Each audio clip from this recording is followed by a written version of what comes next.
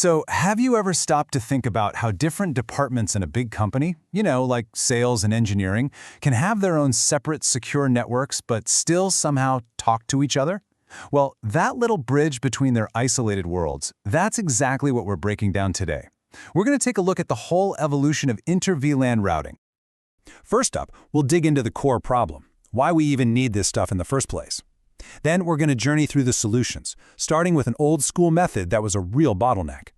After that, we'll look at a clever workaround called router on a stick, and finally, we'll land on the modern, high-speed standard, Layer 3 switching. And of course, we'll wrap up by comparing them and figuring out how to fix things when they go wrong. All right, so you've done all the hard work. You've segmented your network with VLANs, creating these perfect little isolated digital islands for security and organization. Awesome. But that's a Layer 2 thing, and now you've got a brand new problem. They're too isolated. To build a bridge between these islands, you have to bring in a device that thinks at a higher level, a Layer 3 device, like a router. And that gets us right to the heart of it, the first part of our story. We need to understand that this powerful tool we use for segmentation, well, it's kind of a double-edged sword. The official name for building that bridge is inter-VLAN routing, and it's really just what it sounds like. It's the process of forwarding traffic from one VLAN over to another, plain and simple. Without it, your VLANs are just stuck, unable to talk to anyone outside their own little club. Okay, so how did engineers first try to tackle this problem? Let's jump in the time machine and look at the very first attempt.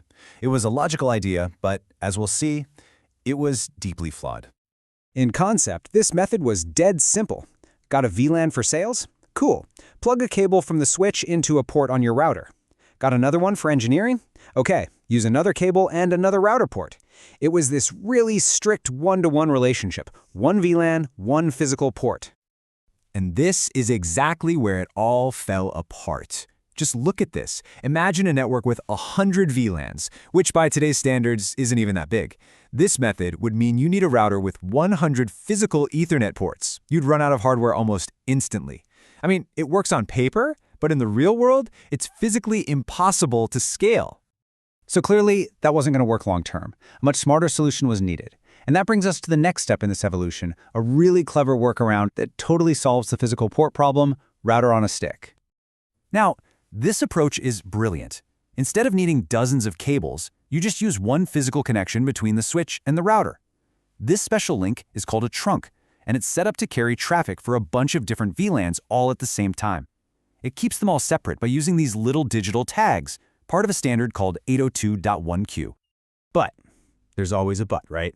Here's the trade-off. You've saved all those physical ports, which is great, but now every single packet that needs to go from one VLAN to another has to travel up that single wire, get processed by the router, and then travel right back down the exact same wire. For a small network, hey, it works fine. But if you've got a lot of traffic, it can create a major traffic jam. And here's how the router pulls this off. It takes that one physical port, in this case gigabit Ethernet 0/0/1, and it logically chops it up into these virtual subinterfaces. You just create one for each VLAN you need to route, so you get something like G0/0/1.10 for VLAN 10 and G0/0/1.20 for VLAN 20. Each one gets its own IP address and acts as the gateway for its specific VLAN. So what's the magic that makes this work? It all comes down to this one line of code, encapsulation.1q. This is the command that links that logical subinterface to a real VLAN. When you type encapsulation.1q10, you're basically telling the router, hey, for this virtual port, I only want you to pay attention to traffic that's been tagged for VLAN 10. It's the secret sauce that makes the whole thing go.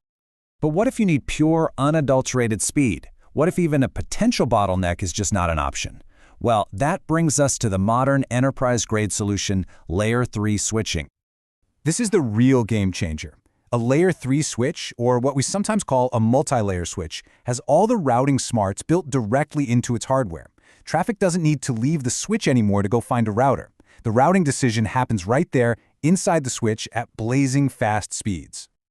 The advantages here are just enormous. Because all the routing is done in specialized hardware, it is way faster than a router that's relying on software. The latency is practically non-existent because traffic never even leaves the box, and you're not stuck with the bandwidth of a single cable anymore. This is really the pinnacle of performance. Now the configuration is a little different too. Instead of creating physical subinterfaces on a router, we create something called a switched virtual interface, or an SVI, for each VLAN. The easiest way to think about an SVI is as a virtual router port that lives entirely inside the switch, and its whole job is to be the gateway for its VLAN. And this right here, this is the magic ingredient. A Layer 3 switch, when you first take it out of the box, is really just a normal Layer 2 switch. It can't route anything. But the second you type in this one global command, IP routing, you basically flick a switch in its brain, turn on all its Layer 3 capabilities, and transform it into a high-performance routing machine. It's that simple. Okay, so we've seen the whole story, from clunky to clever to lightning fast. Now let's put the two modern solutions side by side, and more importantly, talk about what to do when things, inevitably break. This table really sums it all up perfectly. Router on a stick, it's a great low-cost solution if you've got a smaller network and you already have a router. But a Layer 3 switch, yeah, it's more expensive, but the performance is just on another level. It's the clear winner for any large campus or business network where speed is absolutely critical. The rule of thumb is pretty simple. ROAS for budget and simplicity, Layer 3 switching for pure performance. Now, let's talk troubleshooting. When your inter-VLAN routing breaks, your gut instinct is probably to go check the IP addresses and the routing tables, but that's the wrong way to go. The golden rule is to troubleshoot from the bottom up. Start with the physical layer. Are the cables plugged in? Then check Layer 2. Are the VLANs and trunks configured right? Only then should you look at Layer 3. Trust me, most so-called routing problems are really just bad cables or simple VLAN mistakes. Here's a perfect real-world example. A user in VLAN 10 can't ping their gateway.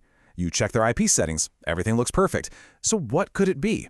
You check the switch and, whoops, VLAN 10 doesn't even exist. Somebody must have deleted it. And because that VLAN is gone, any port assigned to it just becomes inactive.